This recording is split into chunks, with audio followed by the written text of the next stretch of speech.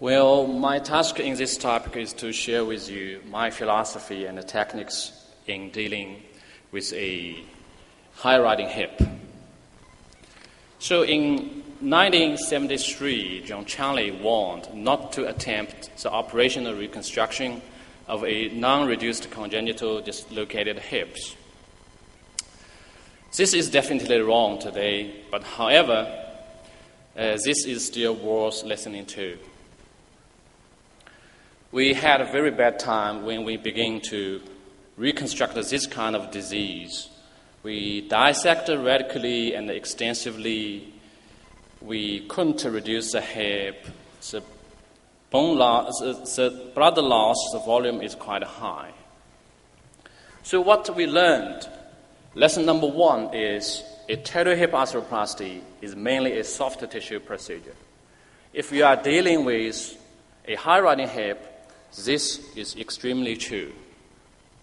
What we learned is, actually there are two sleeves, two soft tissue sleeves around the hip joint. So the outer layer is mainly composed of deep fascia. The deep layer is mainly composed with capsule. And these two layers interact. So you can't reduce the hip if you only radically release the inner sleeve. You have to interplay with these two layers. So to us, subtrochanteric shortening is definitely needed. The other important issue is about the gluteus medius. So as we all know, for a high-riding hip, the greater trochanter is always stays in the posterior part of the proximal femur. If we are going to bring the proximal femur down, why keep the greater trochanter stay in the posterior part? You will definitely tighten the gluteus medius. This will make reduction impossible. Otherwise, you have to do radical soft tissue release. So repositioning of the greater trochanter is definitely needed to optimize abduct function to properly control the length and the tension of gluteus medius, and also to control the orientation of the contracture of this muscle. Otherwise, you may encounter this catastrophic complication. I'm going to touch a little bit of details. How do we reposition the greater trochanter? I will talk about it later. Lesson number two is a total hip arthroplasty for a high-riding hip actually is an art of compromising. Because high-riding hips present quite a broad spectrum of complexity. The socket is shallow and is definitely deformed. It has increased anteversion and quite a narrow canal in the proximal femur. And obviously, the abduct function is compromised. It's extremely difficult for you to achieve leg length equidistance. Just as I told you, we had a very bad time. The complication rate is as high as to, let's say, 35%. We have split the proximal femur, and then thus we have the so-called floating trochanter. We had split both proximal and the distal part of the osteotomy. We have the stem loosening, just like this. So what we learned is we have to compromise. Let's say this is a patient of mine. High-riding hip underwent 2 or 3 times of operation.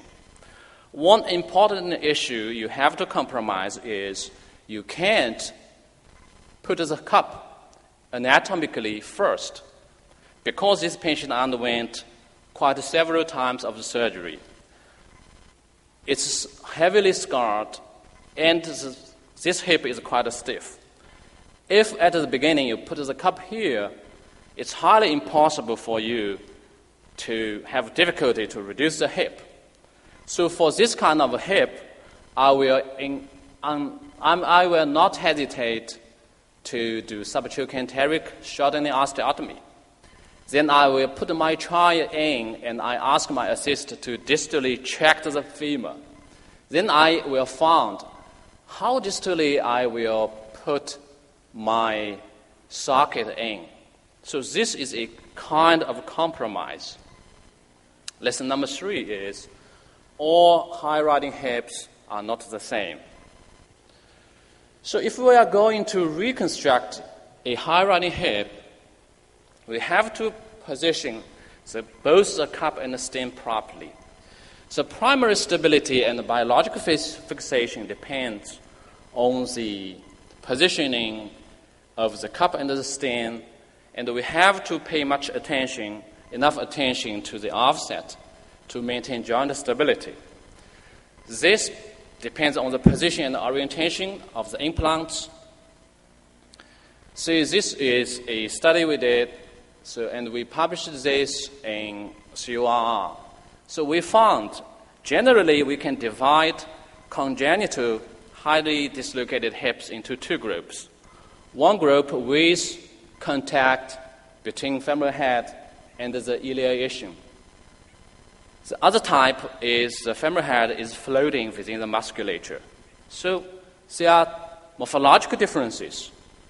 Usually, if there's no pseudoarthrosis, the femur will migrate much more superiorly, and the canal will become much narrower and more stovepipe-shaped.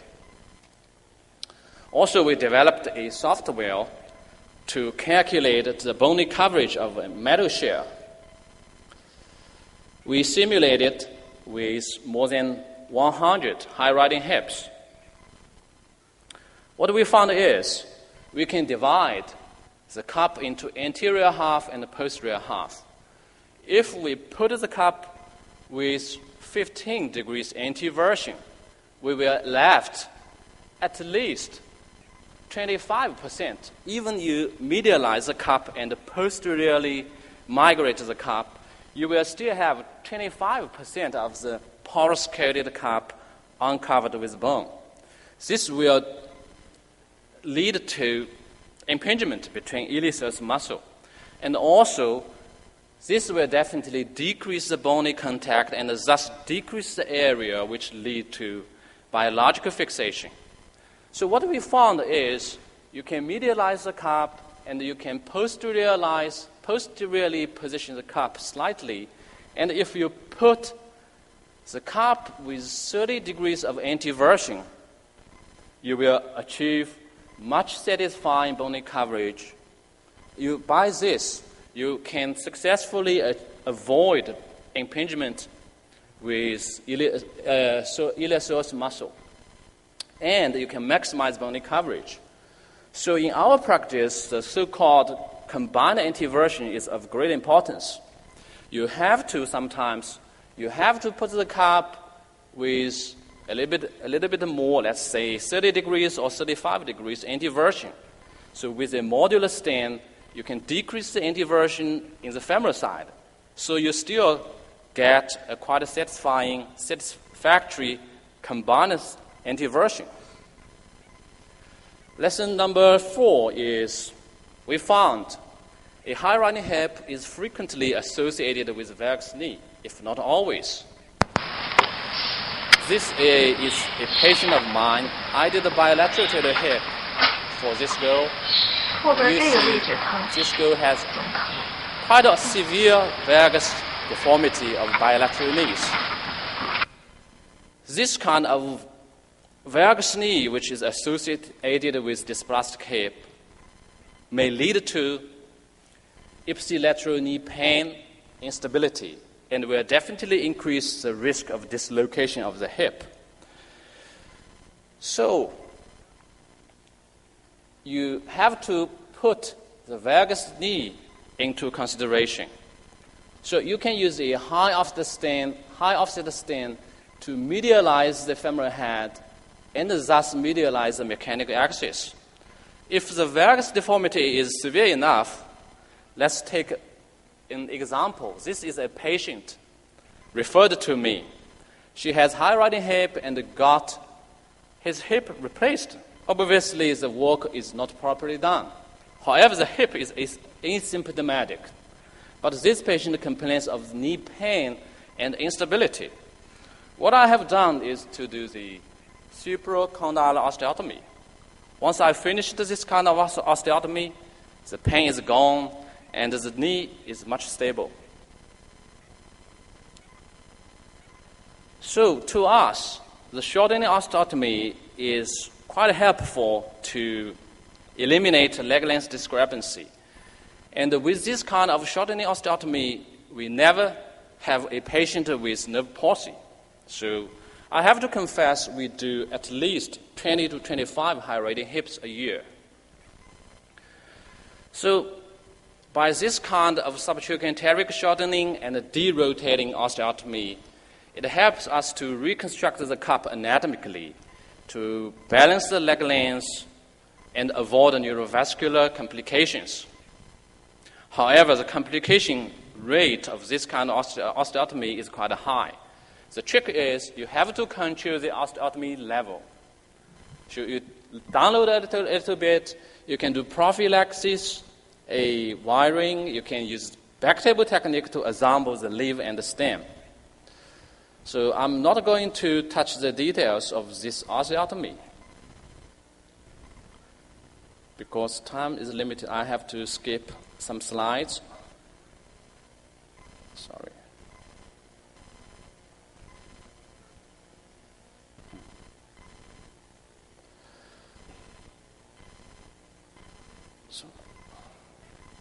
So in summary, all high-riding hips are not the same.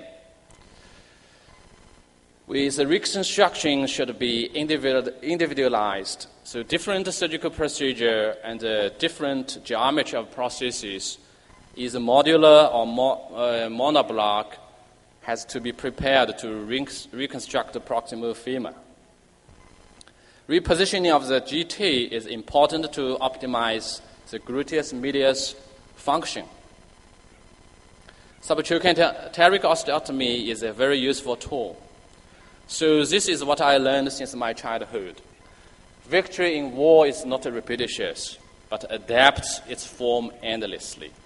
A high-riding hip presents a variable combinations of complexities and difficulties. So I thank you for your kind attention.